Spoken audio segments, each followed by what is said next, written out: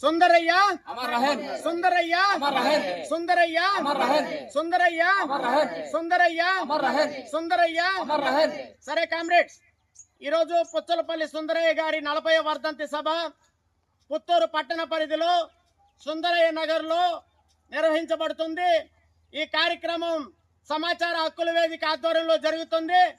ఈ దినం పుచ్చలపల్లి సుందరయ్యని గుర్తు చేసుకోవాల్సిన అవసరం, ఎందుకంటే ఈరోజు భారతదేశం మొత్తం మీద రాజకీయాలంటే దోచుకోవడం, డబ్బులు దాచుకోవడం, భూ కబ్జాలు చేయడం అనేదే ఒక తంతుగా రాజకీయ నాయకులు ఈరోజు వ్యవహరిస్తూ సామాన్య ప్రజలకు చెందాల్సిన ఆస్తులన్నింటినీ కూడా రాజకీయ నాయకుల చేతుల్లోకి పోయేట్టుగా చేసుకుంటుండడమే రాజకీయాలు అనుకుంటున్నారు.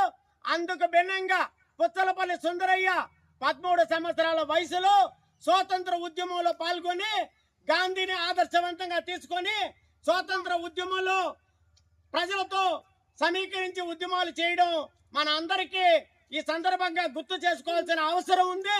అదే తరహాలో కమ్యూనిస్ట్ పార్టీ వైపు మొగ్గు చూపి ఈ దక్షిణ భారతదేశంలో కమ్యూనిస్ట్ పార్టీ నిర్మాణానికి తన సాయి శక్తుల కృషి చేసిన మహానుభావుడు కామ్రేడ్ పుచ్చలపల్లి సుందరయ్య. ఆయన అలగానపాడు నెల్లూరులో జన్మించి ఈరోజు దేశం మొత్తం మీద కూడా ఆయనని గుర్తుపెట్టుకోవడానికి ఈరోజు పేదలు, కార్మికులు, సామాన్యులు, ఏ రాజకీయ నాయకుడు కూడా సుందరయ్య గారిని స్మరించుకోకుండా ఉండలేనంత ఆదర్శవంతమైన జీవితం. అలాంటి సుందరయ్య గారి వర్ధంతి ఇక్కడ జరుపుకోవడం మన అందరికీ కూడా గర్వకారణం. పుచ్చలపల్లి సుందరయ్య గారి గురించి చెప్తే 15 ఏళ్లు అసెంబ్లీలో ఎమ్మెల్యేగా ఆదర్శవంతమైన సేవలు అందించిన మహానేత.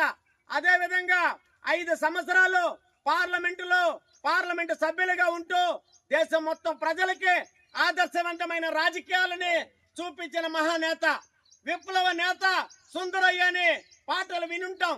విప్లవం అంటేనే మార్పు కోరి ప్రజలకి చేరాల్సిన సేవలన్నీ అందించాలని ఒక మంచి ఆదర్శవంతమైన ఆలోచన. సుందరయ్య గారు నిరంతరం ఈ రాష్ట్రం, ఈ దేశం ప్రజలకి అవసరమైన పంటలు, ధాన్యాలు, దాని మీద లెక్కలు చెప్పేవాళ్ళు. జలవనరులు, నీళ్లు వృధా కాకూడదు, నీటిని ఎలా వినియోగించుకోవాలో చాలా గ్రంథాలు రాసిన మహానేత పుచ్చలపల్లి సుందరయ్య వర్ధంతి ఇక్కడ జరుపుకోవడం ఇక్కడ పేదలు, కార్మికులు అందరికీ కూడా గర్వకారణంగా భావిస్తూ, అదే విధంగా సుందరయ్య గారి ఆదర్శమైన జీవితాన్ని అలవర్చుకొని ఈరోజు దేశంలో యువకులందరూ కూడా కంకణం కట్టి సుందరయ్య గారి